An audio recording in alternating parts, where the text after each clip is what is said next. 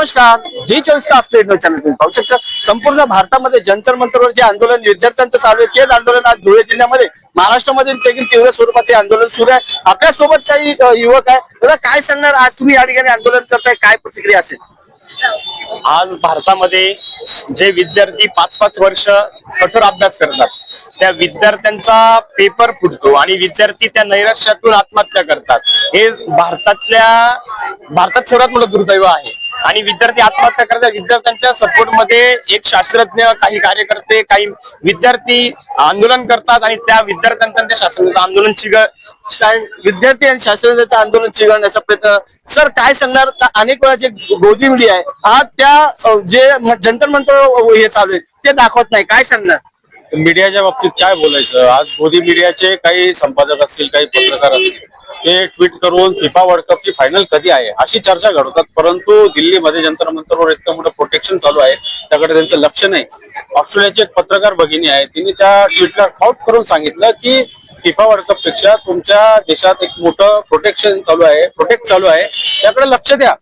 ही वेळ बाहेरच्या पत्रकारांनी आपल्या देशातील पत्रकारांना सांगण्याची यावी, त्यापेक्षा मोठी शोकांतिका कोणती नाही. शोकांतिका कुठलीच नाही असं देखील त्यांचं. काय सांगणार, 144 या पूर्ण भारतामध्ये लावण्यात आलाय, काय सांगणार? तरी देखील तुम्ही या ठिकाणी आंदोलन करताय, काय सांगणार? आम्ही जेव्हापासून पाहिलेलं आहे तर आम्ही बाबासाहेबांना मानणार आहे. भारतीय संविधान. मला प्रश्न समजला नाही तुम्हाला. संपूर्ण भारतामध्ये 144 कलम लावण्यात आलाय, तुम्ही तरी देखील आंदोलन करताय, काय सांगणार? आम्ही आज जे चालू आहे देशात विद्यार्थ्यांचा 17 विद्यार्थ्यांनी आपला जीव गमावलेला आहे.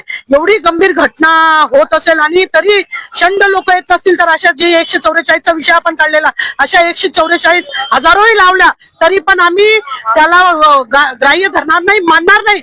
पण लोकांसाठी आणि जी व्यक्ती स्वतःचा काही असते संबंध असताना 20 दिवसापासून जीवाचं रान करून, रक्ताचं पाणी करून तिथे बसलेले दिल्लीमध्ये सोनम वांगचुक यांना पाठिंबा देण्यासाठी आम्ही सर्व लोक आलेलो आहे.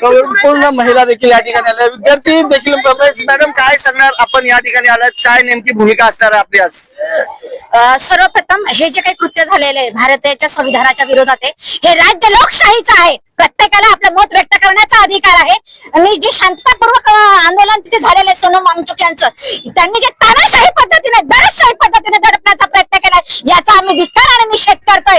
जर शिक्षण व्यवस्थेत आपल्याला बोलण्याचा अधिकार नसेल, मत मांडण्याचा अधिकार नसेल, तर हे जे काही कृत्य चालू आहे ते अतिशय निंदनीय आहे. अतिशय निंदनीय कृत्य. सर काय सांगणार, राजीनाम्याच्या संदर्भामध्ये देखील या ठिकाणी प्रतिक्रिया देण्यात आली होती. नक्कीच थोडी जरी लाज या मोदी सरकारमध्ये उरली असेल किंवा धर्मेंद्र प्रधान जे स्वतःला म्हणजे यांनाच प्रधानता, यांना शिक्षणाचं महत्व नाही, जर यांच्यात थोडीफार जरी लाज उरली असेल तर हे नक्कीच राजीनामा देतील आणि विद्यार्थ्यांचे भविष्य टिकून राहावे, सुरक्षित राहावे, यासाठीच खरं प्रोटेक्शन आहे. तुम्ही बघू शकता या ठिकाणी राजीनामा मागण्यात आलाय. जिल्ह्यामध्ये तीव्र स्वरूपाचे आंदोलन या ठिकाणी सुरू आहे. जंतर मंतरवर जे झालेला प्रकार आहे विद्यार्थ्यांचा जे विषय, त्या संदर्भामध्ये संपूर्ण धुळे जिल्ह्यातील या युवकांनी या ठिकाणी आंदोलन केलंय. कॅमेरामॅन निलेश डोळे, डी 24 तास पंचायत. जय हिंद, जय महाराष्ट्र.